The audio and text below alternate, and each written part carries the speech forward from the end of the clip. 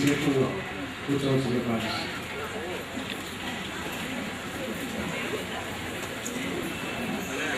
ఇంకొక సూచన, ఎంతమంది భగవంతుడిని కలుసుకునే అవకాశం నాకు ఇచ్చిన పూజలు చాగంటి కోటేశ్వరరావు వాతావరణం చేస్తూ మిమ్మల్ని అందరినీ కూడా మరి ఈ కార్యక్రమాన్ని మనసారా ఆహ్వానిస్తాం. ఈ కార్యక్రమం పూజలు కోటేశ్వరరావు శ్రీరాముడిలో ఒకరోజు వెంకటాచల పోతున్నప్పుడు భక్త మహాశయ అందరూ కూడా అలా కాదండి మాకు 7 రోజులు ఆ వెంకటాచలంలో ఏ ఏ ఆర్థిక సేవలు అయితే చేస్తూ ఉంటారో ఆ సేవల ప్రాసెస్ ఏమిటో వాళ్ళని వివరిస్తూ ఆ సేవల్ని ఇక్కడ వాళ్ళు చూపించినట్లయితే నేను తెలియని అవుతానండి. నేను చాలామంది అక్కడికి చూడలేని సేవలు కూడా ఉన్నాయి. కొంతమంది డబ్బులు ఉన్నప్పటికీ కూడా ఆ సేవలు చూడలేదు. ఎందుకంటే ఒకటి సేవ చూడాలంటే 15-20 ఏళ్ళ ముందు టికెట్ కొనుక్కోవాలి. 12,500 రూపాయల టికెట్ రోజులు పౌరాభిషేకం చూద్దాం అనుకున్నట్లయితే ఈవేళ మా డబ్బు పెడితే 2025 వాళ్ళు మనకు చూస్తారు. అలాగే కొన్ని అభిషేకాలు కానీ కొన్ని విశేష పూజలు కానీ మన దగ్గర వెళ్ళలేని వాళ్ళు కొంతమంది ఉండొచ్చు. వెళ్ళడానికి స్తోమతలు, డబ్బు కట్టడానికి స్తోమత వాళ్ళకి కూడా ఆ సేవలు చూడడానికి అంత అవకాశం కలగట్లేదు. అందుకని ఆ భక్తులందరూ అడిగిన వెంటనే పూజలు చాగంటి కోటేశ్వరరావు మా ఆలయాధికత్వం వారు శాసించారు. మీ ఆలయాలు ఈ కార్యక్రమాలు చేస్తున్నప్పుడు ఈ కార్యక్రమం కూడా మీరు ఎందుకు చేపట్టకూడదు? ఇది కూడా మనం ఒక వెంకటాచల వైభవం కలిగి చూపిస్తూ అక్కడ ఏ రోజు ఏ ఆర్థిక సేవలు ఎలా చేస్తారో ఆ 7 రోజులు కూడా ఆ ఆర్థిక సేవలు అన్నీ కూడా ఇక్కడ మనం ప్రజలకు ఎందుకు చూపించకూడదు, మీరు చేయండి అని చెప్పి మమ్మల్ని వారు ఆదేశించారు. వారు అది మాకు చాలా సదవకాశంగా తీసుకుని వారు మాకు ఈ అవకాశాలు ఇచ్చేందుకు వారికి మేము సరదా తగ్గిన భగవద్భక్తులతో మళ్ళీ మేము సత్సంగాలు జరుపుకునే రోజు మళ్ళీ వచ్చింది. ఇలా ఎన్నో సత్సంగాలు ఇక్కడ జరగాలని 365 రోజులు ఇటువంటి కార్యక్రమాలని ఇక్కడ జరగాలని మా ధర్మకర్తలు అందరూ కూడా ఎక్కువ కోరుకుంటున్నారు. అది దాంట్లో అప్పుడే నాందివాక్యం ఆల్రెడీ పలికింది. ఇప్పుడు మళ్ళీ దాన్ని 7 రోజులు కూడా మనం అందరూ మళ్ళీ అత్యద్భుతంగా వెంకటాచలం ఇక్కడ మళ్ళీ నింపేస్తూ మనందరూ ఈ కార్యక్రమాలు ఎలా చేయాలి అంటే స్వామివారిని అక్కడ అర్చకులు పిలుచుకొని ఇంకో వారం రోజులు నేను కాకినాడ నుండి మళ్ళీ వస్తామని వెంకటేశ్వర స్వామి అన్నిలాగా ఇంత కార్యక్రమాన్ని మళ్ళీ మనం ఇక్కడ అత్యంత వైభవంగా జరుగుతాం. అది ఖచ్చితంగా మనం జరుపుకుంటాం. మా అందరికీ కూడా ఖచ్చితంగా ఆ ఆశ ఉంది. మా వెనకాల పూజగారు చాగంటి కోటేశ్వరరావు గారు ఉన్నారు. ఈ చాగంటి కోటేశ్వరరావు మా గురువు గారి గురించి ఎంత చెప్పినప్పటికీ కూడా తక్కువ చెప్పడం కొన్ని విషయాలు చూసుకుంటే నాకు మహా అద్భుతం అనిపిస్తుంది. అప్పుడు మా ఇంట్లో ఏమైనా శుభకార్యాలు జరుగుతున్నప్పుడు మాలాంటి ఇళ్లలో అయినట్లయితే రికార్డింగ్ డ్యాన్స్ లేకపోతే ఆ పేరు పెట్టకూడదని గవర్నమెంట్ అన్నారు కనుక డ్యాన్స్ బేబీ డ్యాన్స్ అని ఇంకా పేరుగా ఉండే డ్యాన్స్ పెట్టుకుంటాం. అదే మీలాంటి ఇళ్లలో అయినట్లయితే కొంచెం బాగా పవిత్రులు కనుక మీరందరూ ఏ సూర్యకుమార్ గారి గాత్రము లేకపోతే బాగా చేసుకుంటూ ఉంటారు.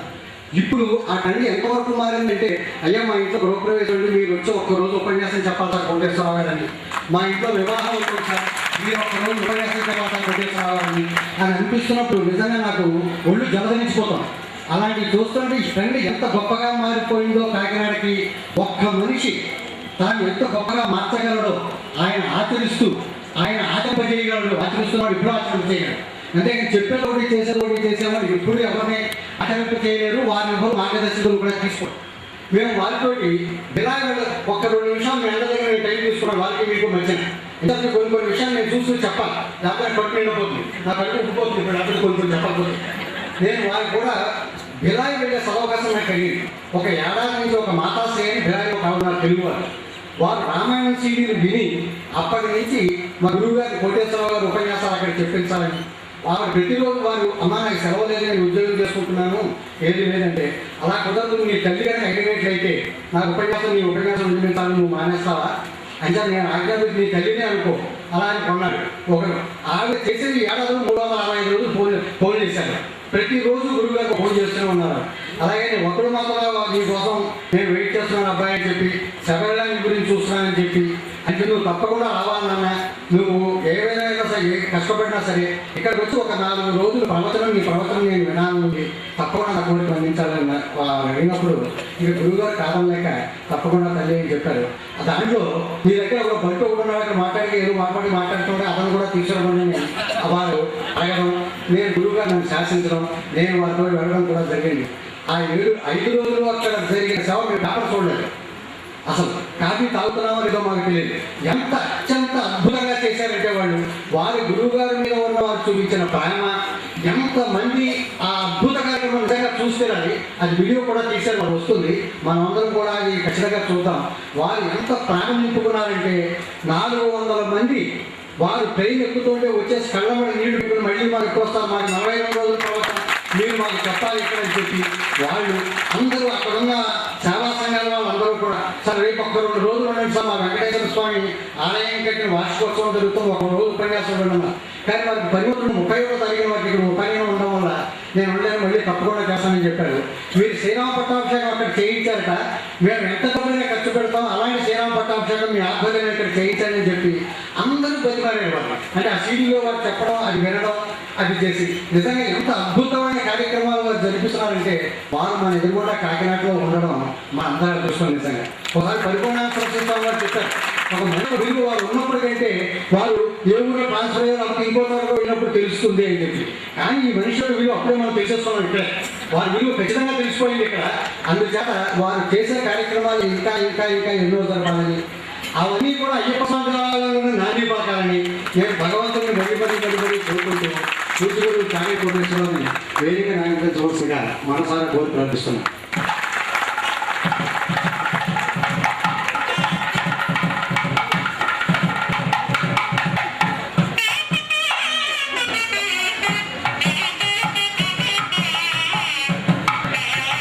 నుంచి పూజలు అభిషేకాలు శ్రీరామచంద్రమూర్తికి చేసి ఈ కార్యక్రమం నిర్విఘ్నంగా చాలా అద్భుతంగా జరగాలని చెప్పి శ్రీరామచంద్రమూర్తి ఆశీస్సులతో తీసుకొచ్చిన పుష్పాలను పూజలు చాగంటి కోటేశ్వరరావు గారు ఇప్పుడు అలంకరింపజేస్తారు.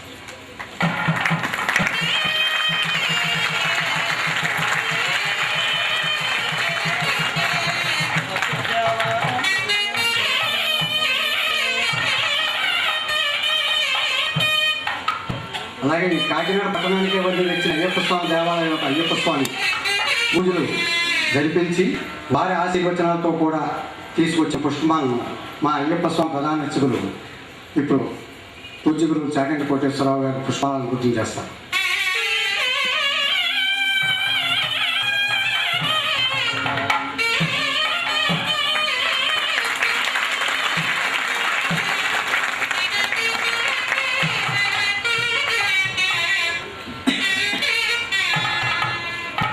మా ఆలయ ప్రధాన ధర్మకర్త గారైన శ్రీ నల్లమిల్లి సత్యనారాయణ రెడ్డి గారు, మీకు అందరికీ వారి గురించి మళ్ళీ చాలాసార్లు చెప్పాను, మళ్ళీ చెప్పక్కర్లేదు కూడాను. వారు చాలా దాతృమూర్తి. ఈ దేవాలయానికి ఒక సింహభాగం వారు సమర్పించి దేవాలయం కట్టించిన ప్రధాన ధర్మకర్తల్లో ఒకరు ఆయన నల్లమిల్లి సత్యనారాయణ రెడ్డి గారు ఇప్పుడు పూజ్యులు చాగంటి కోటేశ్వరరావు కృష్ణరావు చేస్తారు.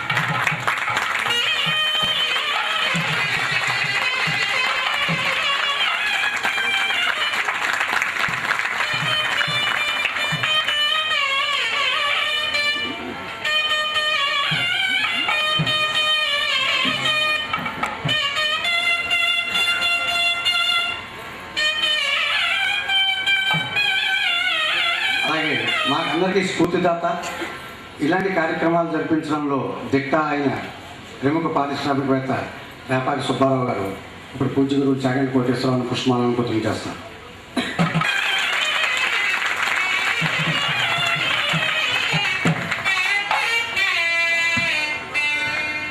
ఇప్పుడు మా అయ్యప్ప స్వామి గురుస్వామి ఆయన నానాజీ పూజ్యగురు చాగంటి కోటేశ్వరరావుని పుష్పాలను గుర్తు చేస్తారు.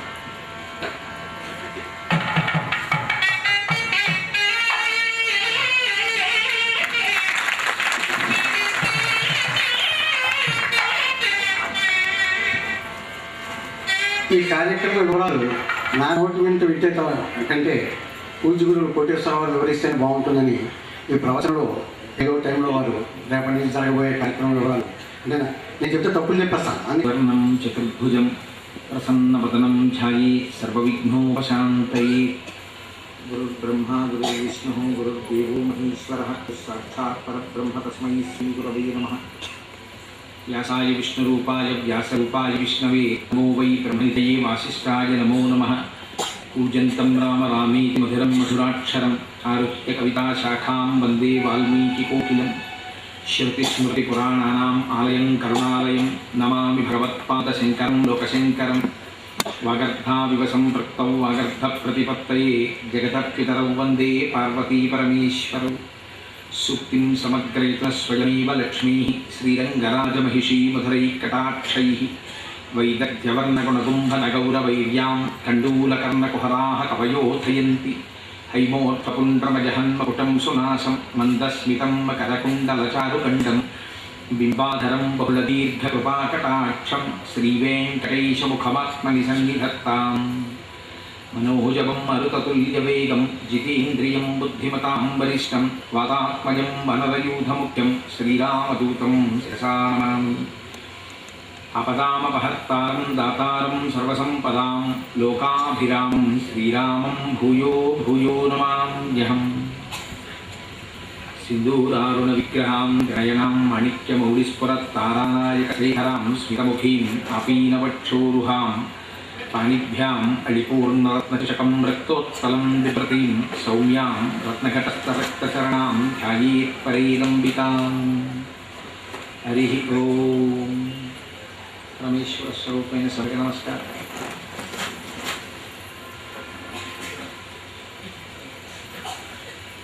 నవరాత్రుల్లో జరుగుతుంది అని అనుకున్నాం, కానీ ఈశ్వరానుగ్రహం మనం జ్యేష్ఠ మాసంలోనే శ్రీ వెంకటేశ్వర వైభవము అన్న పేరు మీద ఈ కార్యక్రమాన్ని జరుపుకోవడానికి ఈశ్వరుడు మనకి అనుగ్రహించాడు. నేను ఇక్కడ జరగబోయే కార్యక్రమం గురించి ఇవాళ చేయబోయేటటువంటి ప్రసంగాన్ని ప్రారంభం చేసే ముందు దీనికి సంబంధించినటువంటి కించిత్ విశేషాన్ని, దీనికి పూర్వరంగాన్ని నేను ఆవిష్కరించవలసినటువంటి అవసరం ఉంది. ఇక్కడ దగ్గరలో శ్రీరామనగర్లో ఒకరోజు వెంకటేశ్వర స్వామి వారి యొక్క మూర్తి ప్రతిష్ట లేదా మూర్తి యొక్క పూజలు ప్రారంభమైనటువంటి రోజున అక్కడికి వెళ్ళిన సందర్భంలో యాదృచ్ఛికంగా వేదిక మించి కిందకి దిగుతున్నటువంటి సందర్భంలో ఒక ఆలోచన వచ్చింది అక్కడ ఉన్న శ్రోతల నుంచి. అయ్యా, ఇవాళ మీరు ఏవో వారంలో జరిగేటటువంటి సేవ గురించి 4 మాటలు చెప్పారు. ఆ సేవల గురించి చాలా విపులంగా విశేషంగా ఎక్కడైనా ఉపన్యాసం చెప్తే మేమందరం వింటాం కదా, అందుకని మాకు తెలియక కాదు, మాకు అందరికీ తెలుసు, కానీ నువ్వేమైనా చెప్తుంటే వినాలని ఒక సంతోషం, అందుకని నువ్వేమైనా చెప్తావా అడిగారు. అడిగితే తప్పకుండా చేద్దామండి అని అనుకున్నాం. దానికి వెంకటేశ్వర స్వామి వారి యొక్క అనుగ్రహం మరొక రూపంలో తోడైంది. అది మా దొరగారింట్లో కూర్చున్నప్పుడు, గోపాలకృష్ణ గారితో కూర్చున్నప్పుడు ఒక ఆలోచన వచ్చింది. మామూలుగా వెంకటాచల వైభవ కార్యక్రమాన్ని ఉపన్యాసాల రూపంలో సేవల గురించి వివరణ చేస్తూ జరపడం కన్నా వెంకటాచలంలో ఎలా నిత్యం కార్యక్రమాలు జరుగుతాయో అంత స్థాయి అని నేను అనలేను, కానీ అంత భక్తితో మాత్రం మనం చేయడానికి ఏ విధమైన లోటు ఉండదు కదా. కాకినాడలో ఉండేటటువంటి ప్రజలందరూ కూడా చాలా భక్తి తత్పరులు, అందుకని మనం ఆ కార్యక్రమాన్ని చేసే ప్రయత్నం చేద్దాం అనుకున్నాం. కారణం ఏమంటే ఇవాళ వెంకటాచలం వెళతాం మనం, కానీ వెంకటాచలంలో జరిగేటువంటి చాలా విశేషాల గురించి మనకు ఒక సమగ్రమైన అవగాహన ఉండదు. ఎందుచేత ఉండదు అంటే దానికి దేవస్థానం వారిని తప్పు పట్టవలసిన అవసరం కూడా లేదు. ఇవాళ అది కొన్ని కోట్ల మంది భక్తులతో కూడుకున్నటువంటి దేవస్థానం ఎడతెరిపి లేకుండా సూర్యోదయ సూర్యాస్తమయాలతో నిమిత్తం లేకుండా లక్షల మంది భక్తులు స్వామివారి యొక్క దర్శనం కోసమని వెంపర్లాడుతుంటారు. అందుకని అక్కడ వ్యాఖ్యానం కానీ అక్కడ జరుగుతున్నటువంటి సేవ యొక్క విశేషం కానీ తెలుసుకునేటటువంటి అవకాశం తక్కువగా ఉంది. కనుక మేము ఏమనుకున్నామంటే వెంకటాచల వైభవము కార్యక్రమాన్ని సేవలని వివరణ చేయడంతో పాటుగా ఆ కార్యక్రమాన్ని చేస్తే ఎలా ఉంటుంది అనుకున్నాం. అలా అనుకున్న మరుక్షణం విశ్వకర్మ రూపంలో వెంకటేశ్వరుడు గోపాలకృష్ణ గారిని ఆవహించి వెంకటాచలంలో సహస్రదీపాలంకార సేవకి ఎలా మంటపం ఉండాలో అలా తయారైపోయింది. స్వామివారికి ప్రతిరోజు ఆనంద నిలయంలో సేవలు ఎలా జరగాలో అలా ఆనంద నిలయంతో సమానమైనటువంటి ఒక అంతరాలయం తయారైపోయింది. స్వామివారు అక్కడ ధ్రువమూర్తి ఎలా ఉంటారో అటువంటి ధ్రువమూర్తి బయలుదేరి వచ్చేసారు. మీకు రేపటికి దానికి సంబంధించిన స్వామి ప్రతిష్టా కార్యక్రమం పూర్తయి దర్శనం ఇస్తారు. స్వామివారి యొక్క పులుగు శ్రీనివాసుడు తరలి వచ్చేసారు ఉత్సవమూర్తి. దీనితో పాటుగా ఒక హుండీ కూడా తరలి వచ్చేసింది. ఇలా వెంకటేశ్వర స్వామి వారి అనుగ్రహం చేత వెంకటాచలం నుంచి ఒక్కొక్కటిగా తరలి అనగా నా ఉద్దేశం అక్కడ అన్నిటికీ తెచ్చేసారండి మీరు అనుకుంటారు. స్వామివారి అనుగ్రహంతో తద్రూపంగా ప్రతిబింబంలాగా ఇక్కడికి వచ్చి అన్నీ నిలబడ్డాయి. కాబట్టి ఇంకా మనం సేవలు ప్రారంభం చేసుకోవడమే మన అదృష్టం. ఇందులో ఉన్నటువంటి విశేషం ఏమిటంటే పురాణంలో ఒక మాట ఉంటుంది. ఏమిటంటే వెంకటాద్రి సమం స్థానం బ్రహ్మాండే నాస్తి కించన వెంకటేశ సమోదేవో నభూతో నభవిష్యతి. వెంకటాచలంతో సమానమైనటువంటి పర్వతము ఇక పూర్వము లేదు, ఇకపై ఉండదు. వెంకటేశ్వరుడితో సమానమైనటువంటి దేవుడు అంతటి కారుణ్యమూర్తి ఇక పూర్వము లేడు, ఇకపై ఉండడు. అటువంటి వెంకటేశ్వర స్వామి వారి యొక్క సేవలకి సంబంధించి ఒక చిత్రమైనటువంటి విషయాన్ని మనకి పురాణంలో చెప్తారు. స్వామికి 365 రోజులలో 500 పైచులకు సేవలు జరుగుతాయి. ఎందుకు ఇన్ని సేవలు వెంకటేశ్వర స్వామి వారికి? ఆయనకి సుప్రభాతం జరిగితే ఒక సేవ, ఆయన నిద్ర లేస్తే ఎంత వైభవంగా ఉంటుందో తెలుసా అండి. అందరిలా నిద్ర లేవరు, ఆయన చాలా వైభవంగా నిద్ర లేస్తారు. ఆయన తాంబూలం వేసుకుంటే చాలా వైభవంగా ఉంటుంది, ఆయన అన్నం తింటే చాలా వైభవంగా ఉంటుంది, పడుకుంటే చాలా వైభవంగా ఉంటుంది, ఆయన అభిషేకం చేసుకుంటే చాలా వైభవంగా ఉంటుంది, ఆయన ఏం చేసుకున్నా వైభవంగానే ఉంటుంది. అంత వైభవంగా ఉండేటటువంటి వెంకటేశ్వరుడు ఇన్ని సేవలు చేసుకోవలసినటువంటి అవసరం ఏంటి? ఎందుకని అన్ని సేవలు స్వామి చేసుకుంటూ ఉంటారు అంటే, అన్ని సేవలు స్వామి చేసుకోవడం వెనకాతల పెద్దలు ఒక విషయాన్ని విజ్ఞాపన చేస్తారు. అందులో కారణం, కూర్చో దానికి కూర్చో తర్వాత చెప్తారు కానీ కూర్చో. అందుకని మనకి పూర్వకాలంలో కృతయుగం, త్రేతాయుగం, ద్వాపర యుగం మొదలైనటువంటి యుగాలలో అనిపించుకుంటేమ్మా వెరీ గుడ్ కూర్చో, చక్కగా కూర్చో. అలా వెళ్ళి కూర్చుని చక్కగా త్రేతాయుగం, ద్వాపర యుగం మొదలైనటువంటి యుగాల్లో స్వామి యందు అత్యంత భక్తి తత్పరులైనటువంటి వారు ఉండేవారు. ఆ కారణం చేత ఆయా కాలముల యందు యజ్ఞయాగాది క్రతువులు జరిగేవి. యజ్ఞయాగాది క్రతువులు జరిపించవలసినటువంటి సందర్భం ఏర్పడినప్పుడు చాలా నిష్ఠ కలిగినటువంటి వారు, స్వరం చెప్పగలిగినటువంటి వారు వేద పండితులు కావాలి. అటువంటి వేద పండితులు యజ్ఞయాగాది క్రతువులను నిర్వహించినప్పుడు వారికి భూరి విరాళములను ఇవ్వగలిగిన వారు, భూరిదానములు ఇవ్వగలిగినటువంటి జాతలు ఉండాలి. ఇవన్నీ కలియుగంలో జరుగుతాయి, జరగలేకపోతాయి. అందున అశ్వమేధాది యాగాలు అసలు కలియుగంలో లేవు. కాబట్టి మరి ఎలా ప్రజల్ని తరింప చేయడం? ఒక పక్క కలిపురుషుడి యొక్క ప్రభావం చూస్తే చాలా విశేషంగా ఉంటుంది. ఇటువంటప్పుడు భగవంతుడు ఏ రూపంలో ప్రజల్ని, భక్తుల్ని ఉద్ధరించాలి అంటే స్వామి శ్రీవేంకటేశ్వరుడిగా ఆవిర్భవించారు. మనం యజ్ఞయాగాది క్రతువులను చేయలేని కనుక వెంకటాచలంలో ఏదో ఒక్క సేవ చేసామనుకోండి, ఒక చిన్న సేవ, అది ఎంత చిన్న సేవ అవ్వండి, ఆ సేవ చేసినంత మాత్రం చేత, అందుకే ఆర్జితము అంటారు దాన్ని, మీరు ద్రవ్యంతో కొనుక్కోవాలి. ఒక్కొక్క దేవాలయంలో ఒక్కొక్క పద్ధతి ఉంటుంది. మీరు నేను ఇక పూర్వం ఒకసారి ప్రస్తావన చేసి ఉన్నాను. శంకర భగవత్పాదాచార్య స్వామి వారు జన్మించడానికి కారణమైనటువంటి శైవ క్షేత్రం ఉంది. అటువంటి శైవ క్షేత్రాల్లో ఆవు నీటితో అభిషేకాలు ఎక్కువగా జరిగి కొన్ని సంవత్సరాల పాటు నెయ్యి అలా పేరుతుంది. అలాగే మీరు శ్రీకృష్ణ భగవానుడి యొక్క గొప్ప క్షేత్రమైన గురువాయూరు వెళితే అక్కడ నారాయణీయం చదవాలి. అక్కడికి వెళితే నారాయణీయం చదవడమే ప్రధానం. అలాగే మీరు సుచీంద్రం వెళ్ళారనుకోండి, సుచీంద్రంలో చిన్న చిన్న వెన్నముద్దలు ఇస్తారు. ఆ వెన్నముద్ద తీసి స్వామివారి మీదకి విసురుతారు. అలాగే కేరళలో ఒక రామాలయం ఉంది, అక్కడికి వెళ్ళారనుకోండి బుడగలు వదలాలి. ఒక్కొక్క దేవాలయానికి ఒక్కొక్క ప్రాశస్త్యం ఉంటుంది, ఒక్కొక్క రకమైన సేవా నిరతి ఉంటుంది. ఆ ప్రకారం చేయాలి. వెంకటాచలానికి సంబంధించినంత వరకు ఎన్ని కోట్లు ఇవ్వగలిగిన వాడైనా ఉండొచ్చు, కానీ ఒక్కటి హుండీ ఉంటుంది. ఆ ఒక్క హుండీ దగ్గరికి వెళ్ళి పావలా అయినా, 5 పైసలైనా, 10 పైసలైనా అందులో సమర్పించినటువంటి వాళ్ళకి స్వామి ఆపాటి ద్రవ్యాన్ని తీసుకుని వాళ్ళకి విశేషమైనటువంటి ఫలితాలు ఇస్తాడు. పురుషార్థం ఏదో ఒక రకంగా ఈశ్వర సేవ చెయ్యాలి కదా, అందుకని ఆర్జితం అన్న పేరుతో స్వామికి అన్ని సేవలు జరుగుతుంటాయి వెంకటాచలంలో. ఇది ఆయన చేయించుకోవడం కాదు, ఆ రూపంలో స్వామి మనల్ని ఉద్ధరించడానికని బయలుదేరి వచ్చాడు. వెంకటాచలంలో మీకు చాలా ఆశ్చర్యకరమైన ఘట్టం ఎక్కడ ప్రారంభం అవుతుందంటే సుప్రభాతం దగ్గరే ప్రారంభమవుతుంది. నేను ఈ మాట ఎందుకంటున్నాను ఒక్కసారి మీరు విచారణ చేయండి. వెంకటాద్రి సమం స్థానం బ్రహ్మాండే నాస్తి కించన, వెంకటేశ సమోదేవో నభూతో నభవిష్యతి. వెంకటేశ్వరుడితో సమానమైనటువంటి దేవుడు ఇక పూర్వము లేడు. ఈ మాట కావాలి. నా భవిష్యతి, ఇక ముందు రాడు. ఈ మాట అనడం చాలా సాహసం. ఈశ్వరుడు యొక్క అవతారం అటువంటిది రాదని చెప్పడానికి మీకున్న ధైర్యం ఏపాటిది? ఈశ్వరుడి యొక్క ఆవిర్భావాన్ని, ఆయన యొక్క అవతారం యొక్క వైశిష్ట్యాన్ని, దాని కారుణ్యాన్ని మీరు నిర్ధారణ చేస్తారా?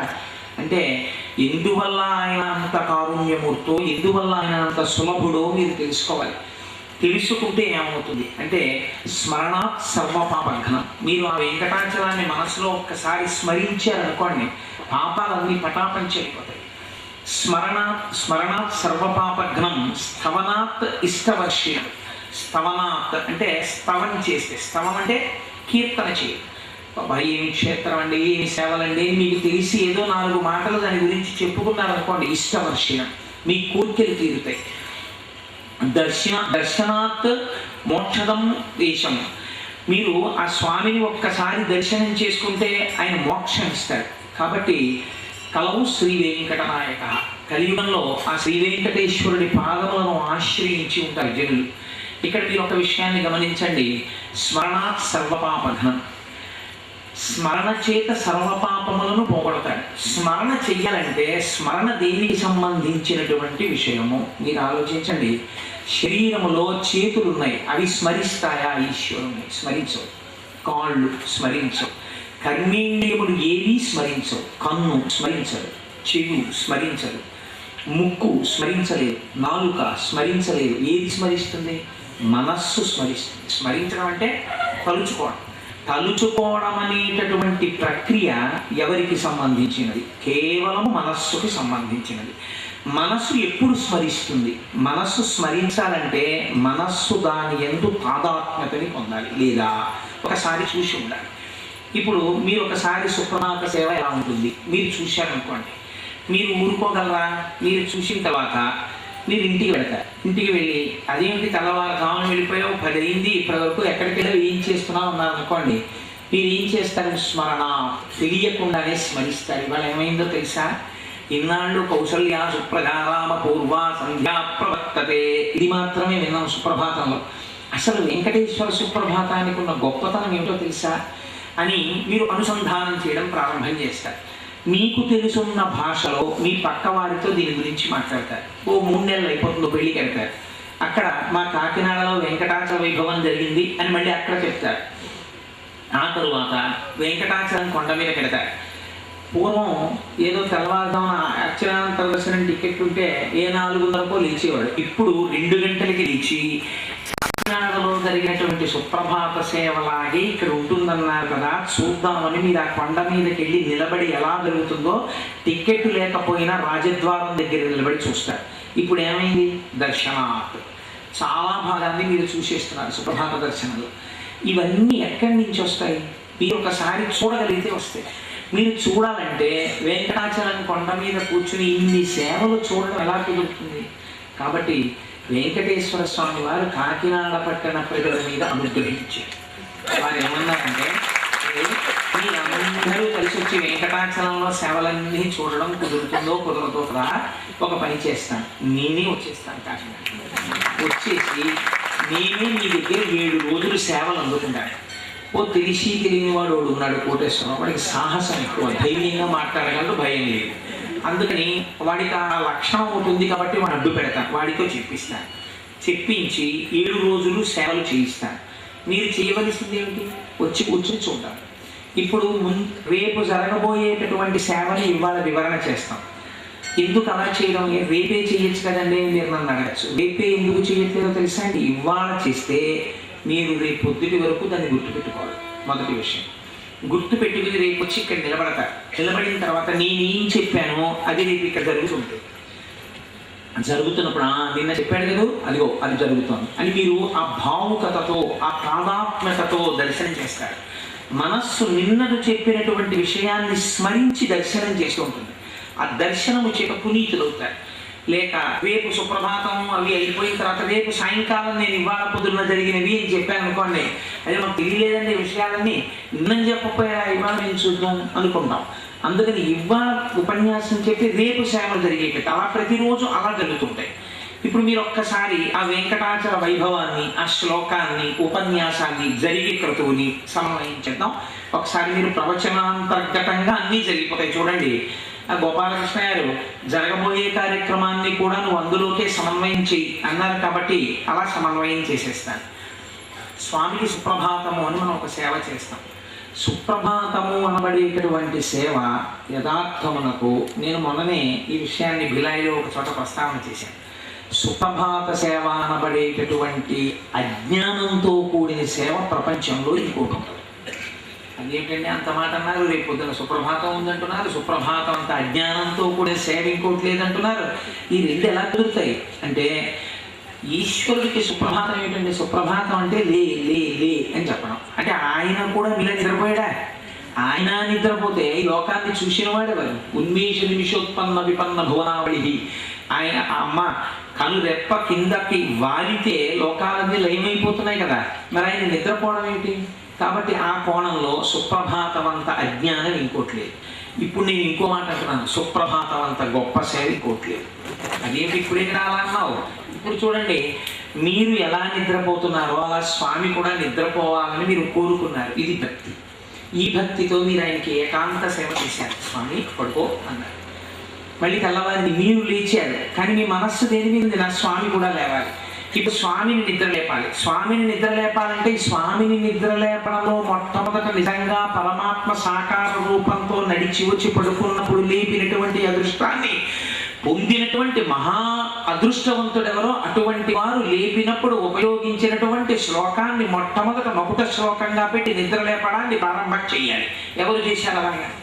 అంటే శ్రీరామాయణంలో రామలక్ష్మణులు ఇద్దరిని తన వెంట తీసుకుని వెళ్ళినప్పుడు రామలక్ష్మణులు ఇద్దరు నిద్రపోతే మరునాడు ఉదయం సూర్యోదయం అవుతున్నప్పుడు రామలక్ష్మణులు ఇద్దరు లేపినటువంటి ఘనత విశ్వామిత్ర మహర్షికి దక్కింది.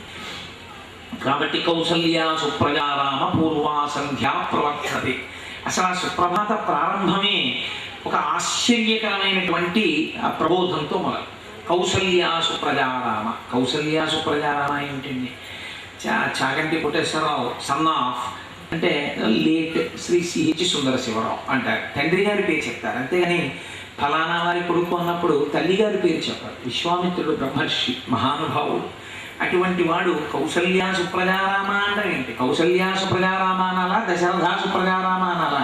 కౌసల్యా సుప్రజారామ అంటే కౌసల్యా సుప్రజారామ అంటే ఎందుకు అంటే, మీరు రామాయణం విన్నారు.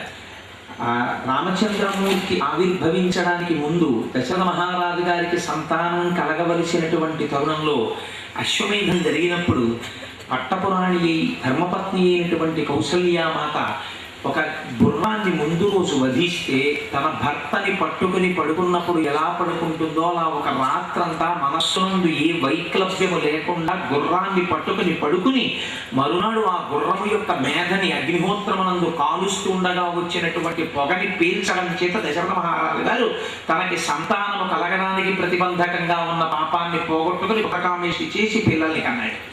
దశరథ మహారాజు గారికి సంతానం కలగడం కోసమని చెప్పి ఇంత గొప్ప క్రతువు చేసి భర్త పక్కన ధర్మపత్నివై కూర్చుని రామచంద్రమూర్తి అంతటి వాణ్ణి నీ కడుపునందు గర్భవాసం చేయించినటువంటి అదృష్టవంతురాలవైన ఓ తల్లి, అజాయమానో బహుధా విజాయతే, జన్మలేనివాడు 12 నెలలు నీ కడుపుని గర్భాలయం చేసుకున్నాడు. వికారములు లేనివాడు వికారములు పొందాడు, ఎదుగుదల లేనివాడు ఎదిగాడు, పుట్టడం లేనివాడు పుట్టాడు, తాగడం తెలియనివాడు అమ్మ పాలు తాగాడు, అమ్మ అని ఎవరిని పిలవనవసరం లేనివాడు నేను పిలిచాడు, నడువడి నేర్పడానికి నీకు నడువడి చెప్పాడు. ఎంత అదృష్టవంతురాలివమ్మ కౌసల్య. అందుకని కౌసల్య సుప్రజారామ. ఆ కౌసల్య అదృష్టానికి పొంగిపోతున్నాడు. లోకంలో ఒక నానుడు ఉంటుంది, మామూలుగా ఆఫీసులో చెప్పవలసి వస్తే సన్ ఆఫ్. ఒక పిల్లడి వైభవాన్ని మనం చూసామనుకోండి, ఒక మహాత్ముడిని చూసామనుకోండి, ముందే ఏమంటామంటే ఎంత అదృష్టవంతుడండి ఈ మహానుభావుడు కొడుకో అందరూ.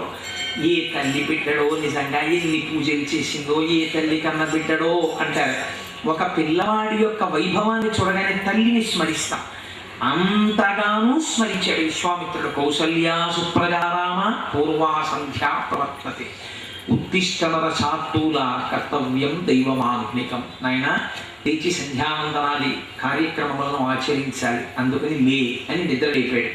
అలా మనం కూడా స్వామిని నిద్ర లేపుతాం. నిద్ర లేపుతుంటే నిద్ర లేవడానికి స్వామికి గుర్తులేమిటి? నిజంగా తెల్లవారిపోతోంది అనడానికి ఏమిటి ఆధారం అంటే మనం ఏవో చెప్పుకొస్తాం. రేపు ఆకాశ సింధు కమలాన్ని మనోహరాణి ఆదాయ పాదయుగమర్చయితుం ప్రసన్నాః. స్వామి అదిగో ఆకాశం ఎర్రబడిపోతోంది, సూర్యోదయం అయిపోతోంది. పంచానన జప వషణ్ముఖవాసవాద్యాః త్రైవిక్రమాదిచరితం విబుధాస్తువంతి. అదిగో షణ్ముఖుడు, చతుర్ముఖ బ్రహ్మగారు, దేవతలు అందరూ వచ్చి నీ దర్శనం కోసం నిలబడిపోయారు. స్వర్గాపవర్గ నిరపేక్ష నిజాంతరంగా. అదిగో గోపురం చూసి మేము వెళ్ళని ఇక్కడే ఉంటామని దేవతలు అంటున్నారు. కాబట్టి స్వామి నిద్రడి నిద్రడి అంటాం. సుప్రభాతం అన్ని దేవాలయాల్లోనూ జరుగుతుంది, కానీ వెంకటాచలంలో జరిగేటటువంటి సుప్రభాతంలో మాత్రం ఒక ఆశ్చర్యకరమైనటువంటి విశేషం ఉంది. అది సుప్రభాతంలో ఉంటుంది, ఏకాంత సేవలో ఉంటుంది, రెండిటిలోనూ ఉంటుంది. ఏమిటో తెలుసా అండి? వెంకటేశ సమోదేవో న భూతో న భవిష్యతి అనడానికి కారణం, వెంకటేశ్వర స్వామి వారు అవతారాన్ని ప్రజల్ని ఉద్ధరించడం కోసమని స్వీకరించి వెంకటాద్రి కొండ మీద ఒక పుట్టలో ఉన్నటువంటి స్థితిలో మొట్టమొదట చతుర్ముఖ బ్రహ్మగారు కదిలేరు. స్వామిని అన్వేషిస్తూ స్వామికి సేవ చేసుకోవాలని మొట్టమొదట బయలుదేరిన వాడు బ్రహ్మగారు. బ్రహ్మాధీను శివో వత్స గోపాలి కమలాలయ. పరమశివుడు ఆవుదూడయ్యాడు. అమ్మ లక్ష్మీదేవి గోపకాంత అయింది. ఈ ముగ్గురు బయలుదేరి చోళరాజు గారి దగ్గరికి వచ్చారు. ఈ ఆవుని దూడని చోళరాజు గారికి అమ్మారు. ఆవు చాలా బాగుంది, దీని పాలు జాగ్రత్తగా ఉండేటట్టుగా చూడు, జాగ్రత్తగా కాపు కాయని గోపాల బాలుడికి అప్పచెప్పారు. ఈ ఆవు కొన్నాళ్ళు బాగానే పాలిచ్చింది, కొన్నాళ్ళు పోయిన తర్వాత పాలివ్వడం తగ్గించేసింది. ఎందుకు తగ్గించేసిందని రాణిగారు రాజుగారికి చెప్పింది. రాజుగారు గోపాలుడిని పిలిచారు. పిలిచి, నీవు అప్రమత్తతతో ఆవుని కాపాడలేకపోతున్న కారణం చేత ఆవు పాలు ఎక్కడో వదిలిపెట్టేస్తాం, ఎవరో పితికేస్తున్నారు, రేపు ఆవు సరిగ్గా పాలు ఇవ్వకపోతే నీకు శిరచ్ఛేదనం చేస్తాను అంటే ఆయన భయపడి కంటికి రెప్పలా ఆవుని కాపాడుతున్నాడు. చతుర్ముఖ బ్రహ్మగారు ఉన్నారు ఆవు రూపంలో. ఆ ఆవు అరణ్యానికి మేపడానికి తీసుకెళ్తే అలా వెళ్ళినట్టుగా వెళ్ళి ఒక వాల్మీకం అంటే పుట్టలో కూర్చున్నటువంటి వెంకటేశ్వర స్వామి వారిని దర్శనం చేసుకుని సమాసిజ్ఞ వాల్మీకం తుతోషం అనసావిధి ఎంతో సంతోషపడిపోయి సమంతాత్ క్షీరధారయ ఆ పొదుగు ఆ పుట్ట మీదకు వచ్చేటట్టుగా నిలబడి పాలధారను వర్షిస్తుంటే గోపాలుడికి పాపం వచ్చింది. ఆశయావా, నేను ఇంత కష్టపడి కాపాడుతుంటే పుట్టలోకి వదిలిపెడుతున్నావా పాలు, చూడు నిన్నేం చేస్తానని ఆగ్రహావేశం. ఎందుకంత కోపం వచ్చింది? ఆ ఆవు పాలు ఇవ్వకపోతే తన పుట్టుక కత్తిరిస్తానన్నాడు రాజు. ఈ కోపంతో చేతిలో ఉన్న గొడ్డల్ని తీసి ఆ ఆవు మీదకి విసిరాడు. ఆ గొడ్డలి వచ్చి ఆవుకి తగిలితే ఆవు మరణిస్తుంది. ఒకటి బాహ్యమునందు గోశరీరంతో ఉంది కాబట్టి గో మరణం. రెండు గోగు రూపంలో ఉన్నవాడు చతుర్ముఖ బ్రహ్మగారికి తగులుతోంది. బ్రహ్మగారు ఎవరు? ఆయన నాభికమలం నుంచి ఆవిర్భవించినటువంటి శ్రీమన్నారాయణుడి బిడ్డడు. కాబట్టి ఇప్పుడు లోకానికి మొదటి పాఠం చెప్పాలి. అన్నిటికన్నా రక్షింపబడవలసినది ఇది, ఆవుల్ని రక్షించాలి. కాబట్టి ఆవుల్ని రక్షించాలి కనుక వెంటనే అప్పటి వరకు పుట్టలో ఉన్నటువంటి వెంకటేశ్వర స్వామి వారు గభాన పైకి లేచారు, ఆవుకి దెబ్బ తగలకుండా. ఆ గొడ్డలి వచ్చి వెంకటేశ్వర స్వామి వారి తలకి తగిలింది. కుఠారానే తీక్ష్ణేన తాడితో వెంకటేశ్వర సప్తతాళ ప్రమాణేన అని 7 తాడి చెట్లంతెత్తు రక్తస్ఫూర్తి రభూస్తథా రక్తధార చిందింది ఆయన తల నుంచి. అంత రక్తాన్ని చూసేటప్పటికే ఆ గోపాలుడు అక్కడి పడి శరీరాన్ని వదిలిపెట్టాడు. ఈ ఆవు అంబారామం చేస్తూ వెళ్ళి చోళరాజును తీసుకొచ్చింది. ఆ చోళరాజు ఏంటి ఆవిలా అరుస్తోందని ఆవుతో వచ్చాడు. అక్కడ నెత్తుకి ఏరు పడిపోయిన గోపాలుడు ఇవన్నీ చూసి ఆయన తెల్లపోతే అప్పుడు శ్రీనివాసుడు ఆ పుట్టలోంచి పైకి వచ్చి శపించాడు. ఏమయ్యా, నీ దగ్గర పనిచేసేటటువంటి వాళ్ళు చేసిన తప్పు ఎంత తప్పుకి తగిన శిక్ష వేయాలి. నువ్వు ఆవు పాలివ్వకపోతే ఏకంగా పుట్టుకు కత్తిరించేస్తాను. ఆ కోపంతో వాడు గొడ్డలిచ్చాడు. ఆ గొడ్డలి ఆవుకు తగలపోయింది. ఆవుని రక్షించడానికి నేను పైకి లేచాను. ఆ గొడ్డలి నాకు తగిలింది. నా నెత్తులు ఇంత పారింది. దీనికి అంతటికీ నువ్వే కారణం కనుక పిశాచో భవతు బుద్ధే మద్దుఃఖాద అనకర్మణ, నీవు పిశాచమవుదువుగాక అని శపించాడు. అప్పుడు పాప సువీరుడు అనబడేటటువంటి రాజు ఆయన కాళ్ళ మీద పడి ప్రార్థన చేశాడు. అయ్యో, నా తప్పే ఉంది మహాప్రభు, నన్ను మన్నించండి. సరే, నువ్వు మళ్ళీ వెళ్ళి స్వామి పుష్కరిణిలో స్నానం చేసిన తర్వాత నీ పిశాచ రూపం పోతుంది. పోయి నాకు పిల్లనిచ్చేవాడిగా ఆకాశరాజుగా నువ్వు ఉత్తరోత్తర జన్మిస్తావని వరం ఇచ్చారు. ఆ కారణం చేత ఆయన పిశాచ రూపాన్ని వదిలిపెట్టాడు. ఈ గోపాలుడు ఎవరైతే పడిపోయాడో ఆ గోపాలుడికి స్వామి ఒక గొప్ప వరం ఇచ్చాడు. ఈనాటి నుంచి నేను ఏడుకొండలవాడన్న పేరుతో, వెంకటేశ్వరుడు అన్న పేరుతో, వెంకన్న అన్న పేరుతో, గోవింద అన్న పేరుతో జనానికి పలుకుతాను. కానీ సాధారణంగా ఎక్కడైనా ఏ దేవాలయంలోనైనా భగవంతుని యొక్క మొట్టమొదటి దర్శనం ఆయన వాహనంది. శివ దర్శనం చేయవలసి వచ్చిందనుకోండి, ముందు దర్శనం నందీశ్వరుడి. విష్ణు దర్శనం చేయవలసి వచ్చిందనుకోండి, గరుడుడిది మొదటి దర్శనం. కానీ ఒక్క వెంకటాచలంలో మాత్రం మొట్టమొదటి దర్శనం ఎవ్వరికీ ఇవ్వదు. సన్నిధి గొల్ల అని ఆనాడు పడిపోయినటువంటి గొల్ల జాతికి చెందినటువంటి వారి వంశంలో వారు ఒకరు వచ్చి సన్నిధి గొల్ల అన్న పేరుతో వారు మొదటి దర్శనం చేస్తారు. అది స్మరించడం, దాన్ని ఒక్కసారి చూడడం, ఒక్కసారి అలా మనం చూసినట్టయితే స్మరణాత్ సర్వపాపఘ్నం, మన పాపాలన్నీ పోగొడుతుంది. అందుకే రేపటి రోజు జరిగే సుప్రభాతం మామూలుగా జరగదు. ఇక్కడ రేపు మీరు 4:45 ఖచ్చితంగా ఇక్కడ ఉండగలిగితే సెకండ్స్తో జరుగుతాయి కార్యక్రమాలు. 4:45 వెంకటాచలంలో ఎలా బయలుదేరుతారో ఇక్కడ కూడా ఒక గొల్లవారు బయలుదేరుతారు. ఆయన చేతిలో ఒక కాగడా పట్టుకుని ప్రధాన అర్చక స్వామిని నిద్ర లేపడానికి వెళ్తారు. నిద్ర లేపడం అంటే అప్పటికి వారు నిద్రలిచ్చి ఒక్క వైఖానసులకు మాత్రమే వెంకటేశ్వర స్వామి వారికి అర్చన చేసే అధికారాన్ని శ్రీ వెంకటేశ్వరుడు ఆ రోజుల్లో అధికారం ఇచ్చాడు వికనస మహర్షి యొక్క సంతానానికి, అనుసరించిన వారికి. అందుకని అంటే నా ఉద్దేశం వెంకటాచలాది క్షేత్రములలో. అందుచేత ఇక్కడ కూడా మనకి పక్కనే ఉన్నటువంటి రామాలయంలో ఉన్న అర్చక స్వామి ఈ 7 రోజుల కార్యక్రమానికి మనకి ప్రధాన అర్చకుడు. రేపటి రోజున సన్నిధి గొల్ల కాగడా పట్టుకుని 4:45 మేళతాళాలతో వారి ఇంటికి వెళ్తారు. వారి ఇంటికి వెళ్ళగానే వారు అప్పటికి స్నానం చేసి సంధ్యావందనాది కార్యక్రమాలు పూర్తి చేసుకుని సిద్ధంగా ఉంటారు. మీరు అక్కడ నుంచి చూడవచ్చు. స్వామి ఆ సన్నిధి గొల్ల కొంతమంది కార్యకర్తలు టీటీడీ దేవస్థానం తాలూకా ఆఫీసర్స్గా వ్యవహరిస్తారు. వారు ఆ అర్చక స్వామిని తీసుకుని వచ్చేటప్పుడు కాగడా పట్టుకుని ఆయన వస్తూ కేకలు వేస్తారు. సన్నిధి కైంకర్య పనులు విజయం చేస్తున్నారు, తప్పుకోండి తప్పుకోండి అంటారు. అంటే ఆ సన్నిధానంలో వెంకటాచలంలో రేపు స్వామి ధ్రువమూర్తి యొక్క తెర తీస్తారు. ఇవాళ రాత్రి ఇప్పుడు మీరు అందరం వెళ్ళిపోయిన తర్వాత 8 గంటలకి అంకురార్పణ చేసి ధ్రువమూర్తిని వేదిక మీద పెడతారు. అంటే రేపు ఆ క్షణం అయ్యేటప్పటికి ఇంకా స్వామివారు ప్రాణప్రతిష్ఠ జరిగి వెంకటేశ్వరుడి నిలబడతారు.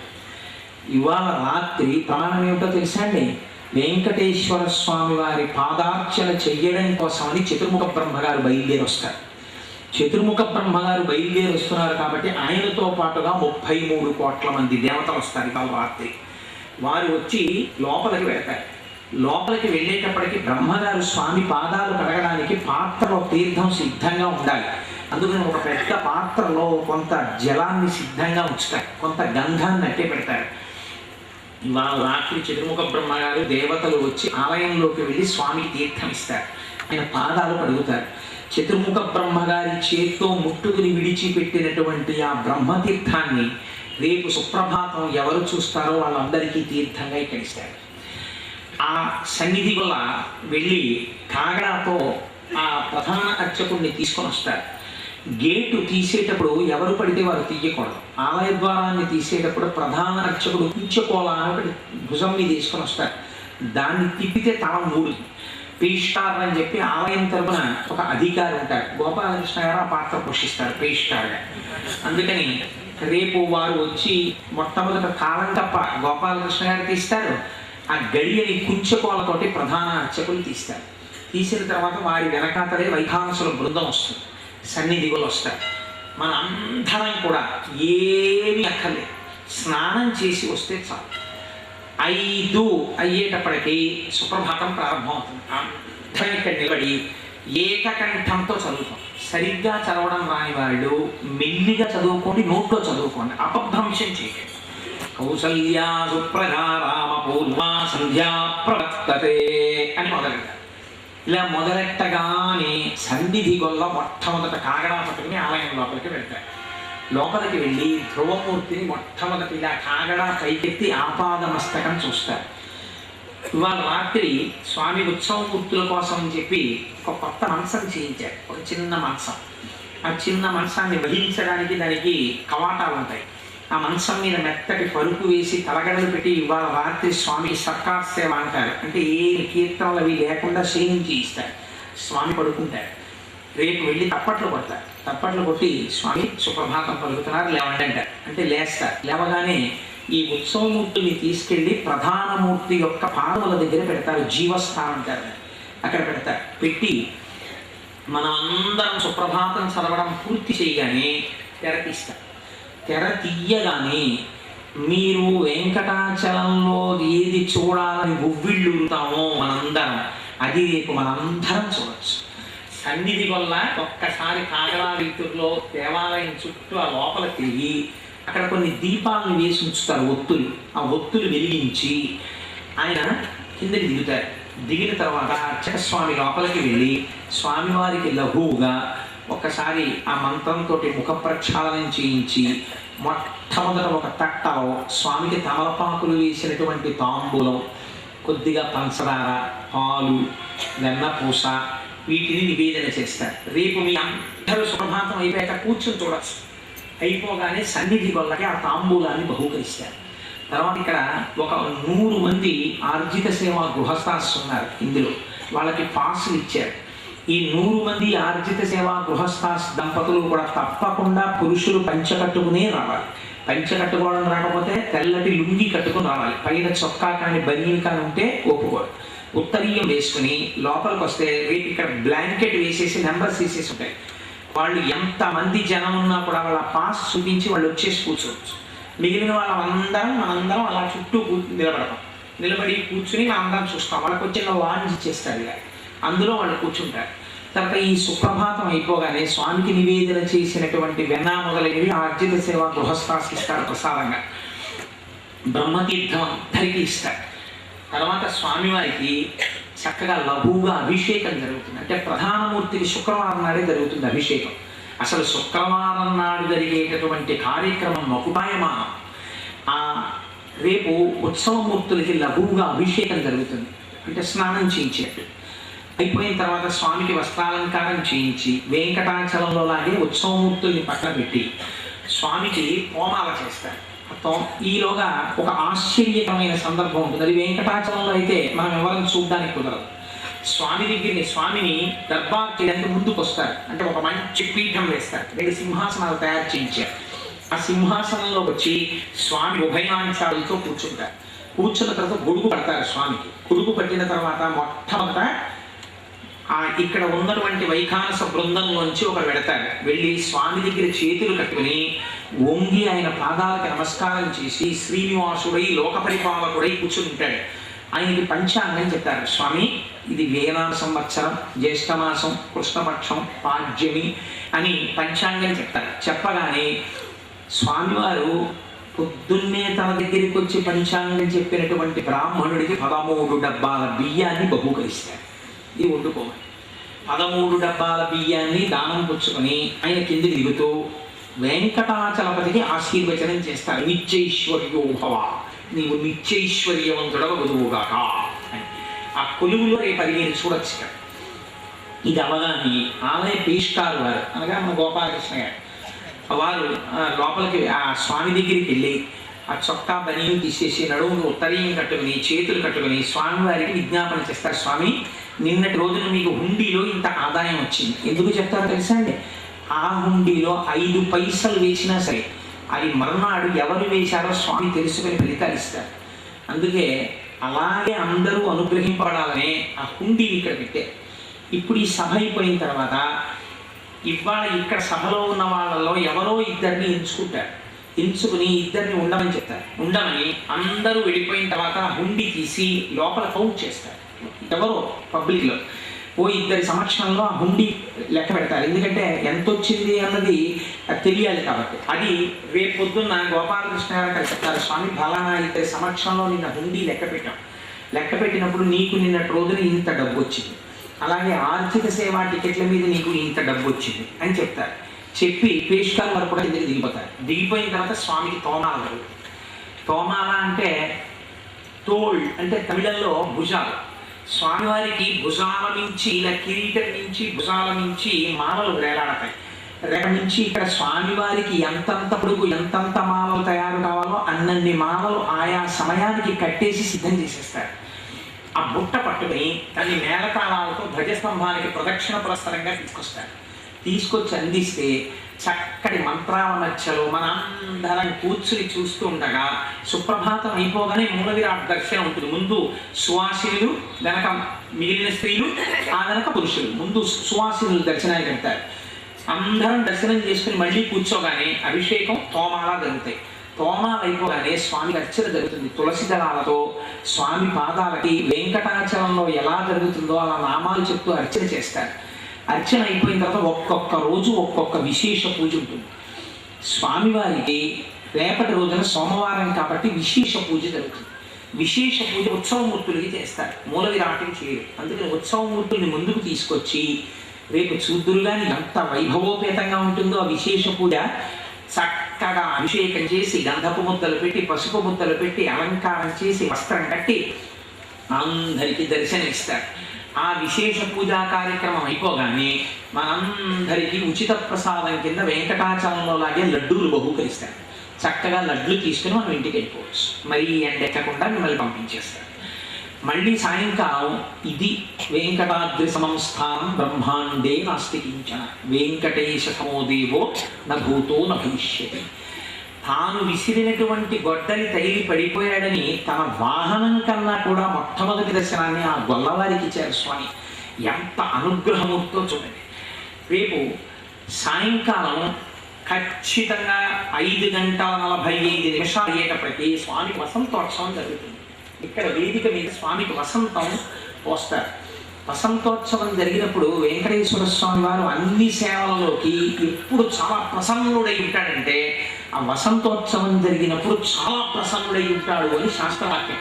ఇప్పుడే నేను ఉపన్యాసానికి వచ్చే ముందు ఎందుకో ఖాళీగా బయలుదేరుతూ ఎందుకో క్యాజువల్గా ఒక పుస్తకం తీసి ఇలా అన్నాను. అనగానే వసంతోత్సవం అని వసంతోత్సవానికి సంబంధించిన వ్యాఖ్యానంలో ఇటాలిక్స్లో ఇంగ్లీష్లో రాసి ఉంది. Those who wish prosperity should participate in Vasantotsavam అని. అంటే ఎవరైతే అభ్యున్నతిని కోరుకుంటారో, ఎవరైతే ఆర్థికంగా పటుత్వాన్ని కోరుకుంటారో, ఐశ్వర్యాన్ని కోరుకుంటారో అటువంటి వారందరూ వసంతోత్సవం చూడాలి. వసంతోత్సవం గొప్పతనం ఏంటో తెలుసా అండి? ఆయన వసంతం ఆడుకుంటారు భార్యలతో. ఎంత జుబిలియంట్ అంటే అంత ప్రసన్నమూర్తి అయి అంత సంతోషంగా ఉంటాడు. ఆ వసంతోత్సవం మంత్రాలతో జరుగుతుండగా మీరు చూతురుగా ఈ వసంతానికి ఉన్న గొప్పతనం, దంపతుల మధ్య ఏమైనా కొంచెం అరమరికలు ఉంటే స్వామివారి వసంతోత్సవం జరిగినటువంటి వసంతాన్ని చల్లితే అరమరికలు పోయి వాళ్ళు చక్కటి జీవనాన్ని చేస్తారు అని ప్రమాణం. అందుకే కొంచెం పరిజ్ఞానం ఉన్నటువంటి పెద్దలున్న చోట ఆ పిల్లలకి పెళ్ళిళ్ళు అయిన తర్వాత వసంతోత్సవం బుక్ చేసుకుని ఒకసారి వెంకటాచలంలో వసంతోత్సవం చేయిస్తారు దంపతులతో వసంతం చరించడానికి. అందుకే వసంతోత్సవం మీద 10 మందిని పంపిస్తారు, వెనక పెద్దవాళ్ళు కూడా వస్తారు. కాబట్టి రేపు ఎవరైనా కొత్తగా పెళ్ళైనటువంటి దంపతులు ఆ వసంతం చల్లించుకోవాలంటే, కొత్తగా పెళ్ళైన దంపతులు అంటే నాలా 1985లో 84 పెళ్ళైన వాళ్ళు ఎన్రోల్ చేసుకోకండి. దానికి మనం సీనియర్ దంపతులం. ఈ మధ్య కాలంలో పెళ్ళైన వాళ్ళు, ఒక 6 నెలలలోపు పెళ్ళైన వాళ్ళు ఎవరైనా ఉంటే అలాంటి దంపతుల పేర్లు మీరు గోపాలకృష్ణ గారికి ఇస్తే వాళ్ళకి ప్రత్యేకం ఇక్కడ ఒక ఏర్పాటు చేస్తారు. ఏర్పాటు చేసి ఆ దంపతుల్ని కూర్చోబెట్టి మొట్టమొదటి వసంతం ఆ దంపతులు కొంచెం దగ్గర నుంచి చూసే అవకాశం ఇస్తారు నూతన దంపతులకి. ఆ వసంతాన్ని నూతన దంపతుల మీద చల్లుతారు, మిగిలిన వాళ్ళ మీద కూడా చల్లుతారు, అందరి మీద చల్లుతారు వసంతాన్ని. రేపు వసంతోత్సవం పూర్తి అయిపోగానే 6:30 మళ్ళీ ఎల్లుండి జరగబోయే కార్యక్రమాల మీద నా వ్యాఖ్యానం ఉంటుంది, ఉపన్యాసం చెప్తాను. ఉపన్యాసం ఇక్కడ పూర్తి అయ్యేసరికి రేపటి నుంచి ఒక సెకండ్ కూడా ఏది లేట్ ఉండదు. ఎందుకంటే ఫాలో ప్రోగ్రామ్స్ జరిగిపోవాలి. ఇక్కడ పూర్తి అయ్యేటప్పటికి అక్కడ స్వామి నేల మీద సిద్ధంగా ఉంటాడు. స్వామి అలా దేవాలయానికి అంతటికి ప్రదక్షిణం చేసి అలా బయటికి కదా వెంకటాచలంలో బెల్లి ఆంజనేయ స్వామి దగ్గరికి వెళ్ళినట్టే అలా వెళ్ళి ఒకసారి రామచంద్ర ప్రభువుని చూస్తాడు, అలా వెళ్ళి తిరిగి వస్తాడు. అయ్యప్ప స్వామి ఆలయంలో గొప్పతనం ఏమిటో తెలుసానే, వెంకటేశ్వరుడు రావడానికి ముందు మొట్టమొదటి త్రేతాయుగంలో రాముడిగా, ద్వాపర యుగంలో కృష్ణుడిగా, కలియుగంలో వెంకటాచలపతిగా వచ్చాడు. తెలిసో తెలియకో అనుకోకుండా అయ్యప్ప స్వామి గుడి ప్రాంగణంలో ఇదే వేదిక నుంచి ముందు రామాయణం, తర్వాత భాగవతం, తర్వాత వెంకటాచలం. స్వామి తాను రావడానికి, కాకినాడ వాళ్ళందరికీ తాను దర్శనం ఇవ్వడానికి ఎన్ని సంవత్సరాల క్రితం ప్రాతిపదిక వేసుకున్నాడో చూడండి. ఈనాటికి వెంకటాచలపతిగా రేపు ఉదయం నుంచి రావడానికి సమాయత్తం అవుతున్నాడు. ఇవాళ రాత్రి నుంచి చతుర్ముఖ బ్రహ్మగారితో సహా దేవతలందరూ రావడం ప్రారంభం చేస్తాయి. ఇంకా మన జీవితాలు ఎంత అదృష్టం. రేపు ఇక్కడ ఉపన్యాసం పూర్తవగానే స్వామి అలా బయలుదేరి రామచంద్రమూర్తిని బేడి ఆంజనేయ స్వామిని చూసి చక్కగా అలా బయలుదేరి మేనాలు ఇలా లోపలికి వస్తాయి. ఇలా లోపలికి వచ్చి సహస్రదీపాలంకార మంటపంలో పెట్టారు. రేపు అక్కడ వేద పండితులు కూర్చుంటారు, మేనతాళాల మంగళవాద్యం చేసేవాళ్ళు కూర్చుంటారు. అన్నమాచార్య కీర్తనలు పాడడంలో నిష్ణాతులై మంచి సంగీత విద్యను అభ్యసిస్తున్న వాళ్ళు ఉత్తరోత్తర వృద్ధిలోకి రావాలని కొంతమంది పేర్లు తీసుకుని ఒక్కొక్క రోజు ఒక్కొక్కరికి అటువంటి వారికి అవకాశం ఇచ్చారు. వారు అన్నమాచార్య వంశీయులతో సమానమైన గౌరవం ఇచ్చినట్టు వారికి. వారు రేపు అక్కడ కూర్చుంటారు. స్వామి ఉయ్యాల ఊగుతుంటారు. అవన్నీ దీపాలు పెట్టి దీపాలు వెలిగిస్తారు. వెంకటాచలంలో వెలిగినట్టే వెలుగుతుంటాయి.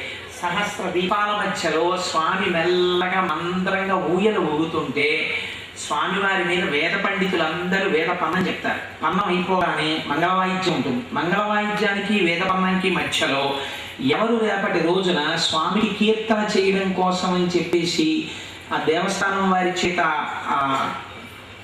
ఒప్పుకోబడ్డారో లేదా దేవస్థానం వారి చేత ఆహ్వానింపబడ్డారో వారు రేపటి రోజున స్వామికి 2 కీర్తనలు చేస్తారు. ఆ 2 కీర్తనలు అయిపోయిన తర్వాత స్వామి బయలుదేరి వెంటనే అక్కడికి వెళ్ళిపోతాడు ఏకాంత శయనానికి. ఏకాంత శయనం కోసమని స్వామి ఏకాంత సేవ టికెట్ దొరకడం అంటే ప్రయర్ బుకింగ్ లేదు వెంకటాచలంలో. మీరు ముందు రోజు రాత్రి 1 గంట వరకు కూర్చుంటే లైన్లో ఆ రోజు ఉంటే దొరికితే మీరు లోపలికి వెళ్ళగలరు. ఇక్కడ మీరు చూడొచ్చు తరిగొండ వెంగమాంబ గారి ముగ్గుని వేస్తారు.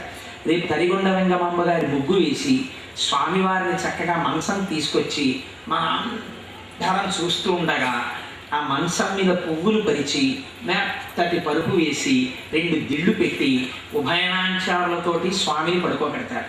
స్వామివారి పాదాల వైపు ఒక దీపం ఉంటుంది. ఆ దీపపు ఒత్తిని మళ్ళీ ఏకాంత శయనం సమయంలో వెలిగించేటటువంటి అధికారం సన్నిధి కొలది. మళ్ళీ ఆయన వచ్చి ఒకసారి దీపాన్ని వెలిగిస్తారు. ఆఖరి ఇచ్చేటటువంటి హారతి తరిగొండ వెంగమాంబ గారు